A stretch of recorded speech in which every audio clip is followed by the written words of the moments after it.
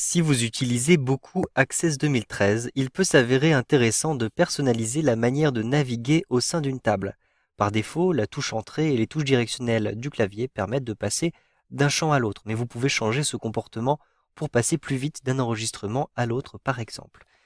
En effet, si j'ouvre ici la table Articles, vous pouvez naviguer à travers les différents champs en appuyant sur la touche Entrée. Vous le voyez, à chaque fois, je passe au champ suivant. Lorsque j'arrive ici sur le dernier champ et que j'appuie à nouveau sur la touche Entrée, je vais passer à l'enregistrement suivant.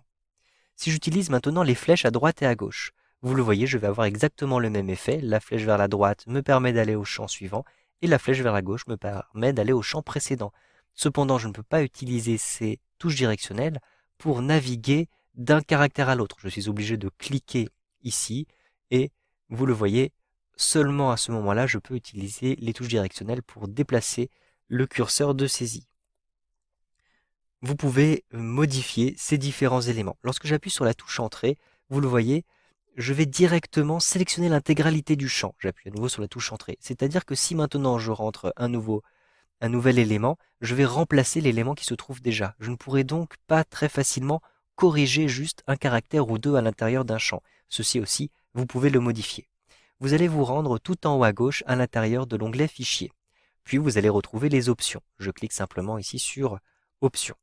Vous avez ici une rubrique qui s'appelle Paramètres du client et vous avez un certain nombre de paramètres qui sont accessibles ici.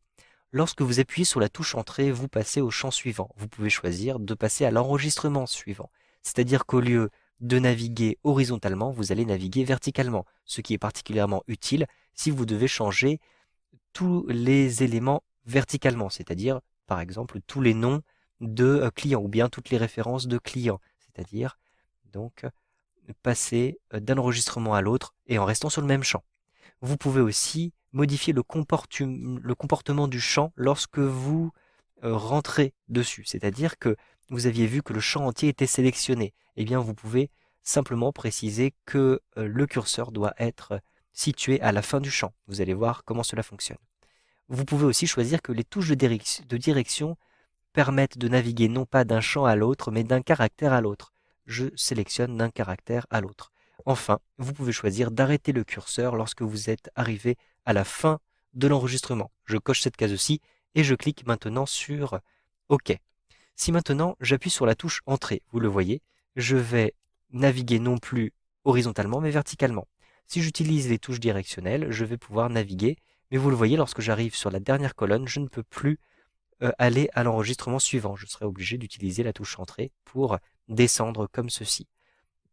Vous pouvez aussi, en naviguant à travers les différents enregistrements, vous le voyez, naviguer avec les touches directionnelles. Et cette fois-ci, lorsque j'utilise les touches directionnelles, vous le voyez, je navigue d'un caractère à l'autre. Je vais ainsi pouvoir beaucoup plus facilement modifier un élément ou un autre. C'est notamment utile si vous souhaitez apporter des corrections régulièrement à l'intérieur des enregistrements.